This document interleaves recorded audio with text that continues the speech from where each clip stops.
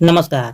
Challenge board में आप सभी का स्वागत है। दोस्तों, मैं हूं विकेश कुमार और आज की इस वीडियो में हम लोग बात करेंगे प्रश्नावली 14.1 के प्रश्न संख्या 6। दोस्तों, यदि आप इस चैनल पर नए हैं तो एक लाइक कर दीजिएगा।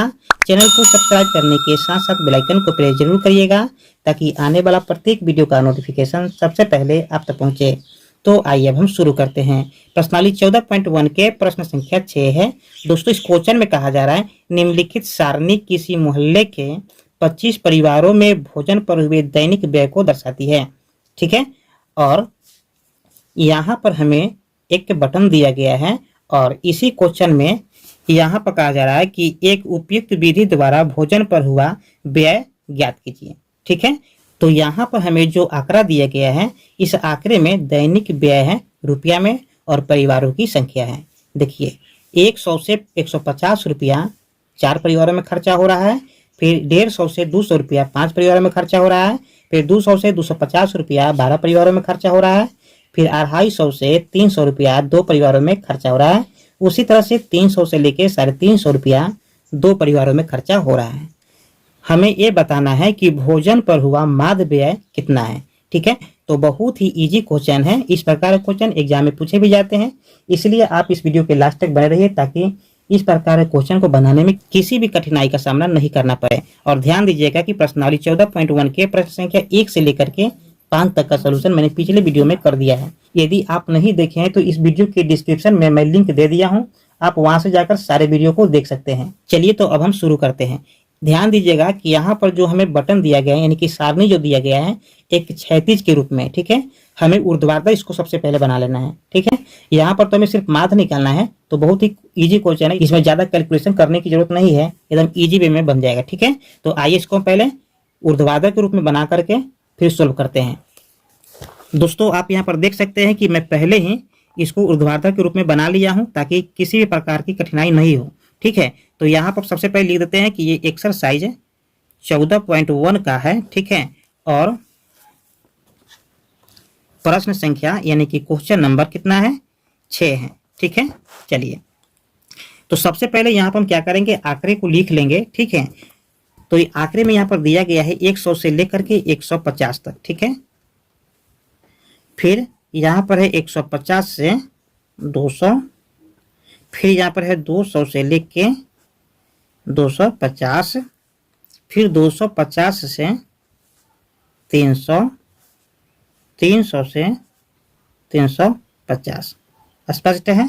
और परिवारों की संख्या में है 4, फिर है 5, 12, 2, 2।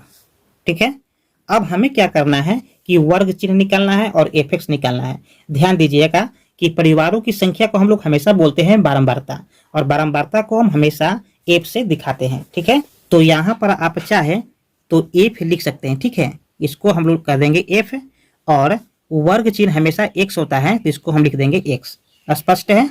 चलिए, तो सबसे पहले हम क्या करेंगे कि वर्ग चिन्ह को निकाल लेंगे। ठीक है, तो वर्ग चिन्ह को निकालने के लिए हमें क्या करना पड़ता है, तो आप देख सकते हैं कि वर्ग अंतराल में 2 चीज होता है, एक निम्न सीमा होता है, एक उच्च सीमा होता है। तो इन उच्च सीमा और निम्न सीमा को जोड़ करके 2 से हम भाग कर देते हैं। जैसे कि यहाँ पर 100 है, फिर 150 है, तो यहाँ पर हो जाएगा 250। 250 को जब 2 से भाग करेंगे तो यहाँ पर आ जाएगा 125, तो वर्ग चिन्ह में क्या हो गया, 125 हो गया। ठीक है, चलिए उसी तरह से इसको भी कर देंगे, यानी कि 150 निम्न सीमा है, 200 उच्च सीमा है, तो निम्न सीमा जो उच्च सीमा बटा 2 करेंगे। ठीक है, तो यहाँ पर हो जाएगा 150 प्लस में हो जाएगा 200, तो यहाँ पर हो जाएगा 350, और 350 को जब आप 2 से भाग करेंगे तो यहाँ पर आ जाएगा 175। ठीक है, ध्यान दीजिएगा कि अब यहाँ पर गुना भाग करने की जरूरत नहीं है, आप यहाँ से पता कर सकते हैं कि यहाँ पर पहले आया है 125, फिर आया है 175, बढ़ोतरी कितना का हुआ, तो बढ़ोतरी हुआ है 50 का। ठीक है, तो आगे भी बढ़ोतरी 50 का ही होगा। ठीक है, तो 50-50 को ऐड करते हुए हम आगे लिख देंगे। जैसे कि यहाँ पर 175 है, तो 175 में अगर हम 50 को जोड़ेंगे तो यहाँ पर आ जाएगा 225। ठीक है, फिर 225 में अगर हम 50 को जोड़ेंगे तो 275 आ जाएगा, और 275 में जब हम 50 को जोड़ेंगे तो 325 आ जाएगा। स्पष्ट है। चलिए, ध्यान दीजिए कि यहाँ पर अब हमें वर्ग चिन्ह यानी कि x का मान निकल गया है। ठीक है, अब हमें निकालना है f(x) का मान। ध्यान दीजिएगा कि परिवारों की संख्या को हमने x बोला है और वर्ग चिन्ह को हमने x बोला है। ठीक है, तो हमें f(x) निकालना है, तो हम परिवारों की संख्या और वर्ग चिन्ह में हम गुना करेंगे तो f(x) मेरा आ जाएगा। ठीक है, जैसे कि हमें इसका मान निकालना हो तो इस वाले f का और इस वाले x का गुना करते हैं, यानी कि 125 में हम 4 से गुना करेंगे तो हमारे पास में आ जाएगा 500।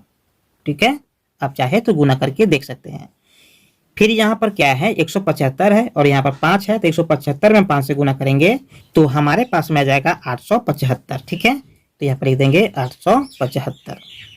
उसी तरह से 12 में हम गुना करेंगे 225 से, तो यहाँ पर आ जाएगा, यानी कि 12 पचे 60 के 0 हो जाएगा। फिर 12 दूना 24, 24 और 6 30 के 0, फिर 12 दूना 24, 24 या 3 27 हो जाएगा। ठीक है, तो यहाँ पर हो जाएगा 2700। स्पष्ट है। चलिए, फिर 275 में गुना करेंगे 2 से, तो यहाँ पर आ जाएगा 500। ठीक है, और 325 में गुना करेंगे 2 से, तो यहाँ पर आ जाएगा 650। स्पष्ट है। चलिए, तो इस तरह से आप देख पा रहे हैं कि यहाँ पर हमें f(x) का भी मान आ गया है। ठीक है, अब बारी क्या है, सिग्मा f का और सिग्मा f(x) का। तो यहाँ पर हम लिखते हैं सिग्मा f, और सिग्मा का मतलब होता है योग। ठीक है, तो मतलब ये हुआ कि हम f वाले जो कॉलम है उसके सारे आंकड़े को जोड़ देंगे। ठीक है, यानी कि 4, 5, 12, 2, 2 को जोड़ देंगे। ठीक है, जब इस तरह से आप जोड़ेंगे तो यहाँ पर 25 आ जाएगा। ठीक है, चलिए अब हम लिख लेते हैं सिग्मा f(x). ठीक है, सिग्मा f(x) को जब आप पूरे को जोड़ेंगे, जैसे कि 500, 875, 2700, 550 है। ठीक है, यहाँ पर 550 होगा, फिर 650 है। ठीक है, तो यहाँ पर हो जाएगा 5275, 5275। ठीक है, क्यों, क्योंकि ये सभी मान हमें याद है। ठीक है, आप चाहे तो जोड़ करके देख सकते हैं। ठीक है, चलिए आप चाहे तो यहाँ पर देख सकते हैं कि हमें सिग्मा f का मान आ गया है, फिर यहाँ पर सिग्मा f(x) का भी मान आ गया है। अब हमें निकालना है माध्य। ठीक है, तो माध्य निकालने के लिए क्या करेंगे कि यहाँ पर लिखेंगे, चूंकि माध्य और माध्य को हमेशा में x बार से दिखाते हैं, और इसका फॉर्मूला होता है सिग्मा f(x) बट्टा सिग्मा f। ठीक है, अब यहाँ पर हम वैल्यू को पुट कर देंगे। सिग्मा f(x) का मान कितना है, 5275 है, तो हम यहाँ पर लिखेंगे 5275 बट्टा सिग्मा f का मान कितना है, 25 है। ठीक है, देखिए जब इन दोनों को काटेंगे तो आपको कट जाएगा 211 बार में। ठीक है, तो यहाँ पर 211 बार में कैंसिल हो गया है, तो कुल मिलाकर के हमारे पास यानी कि माध्य, ठीक है, यानी कि x बार बराबर कितना आया है, 211। ये मेरा हो गया फाइनल आंसर। आप चाहे तो यहाँ पर लिख सकते हैं कि प्रति भोजन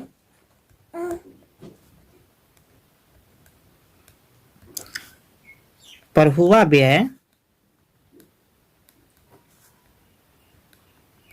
कितना हुआ है, 211 रुपया। ठीक है, तो ये हो गया मेरा फाइनल आंसर। उम्मीद करते हैं कि ये वीडियो आपको समझ में आ गया होगा। फिर मिलते हैं एक और नए वीडियो में, तब तक के लिए जय हिंद।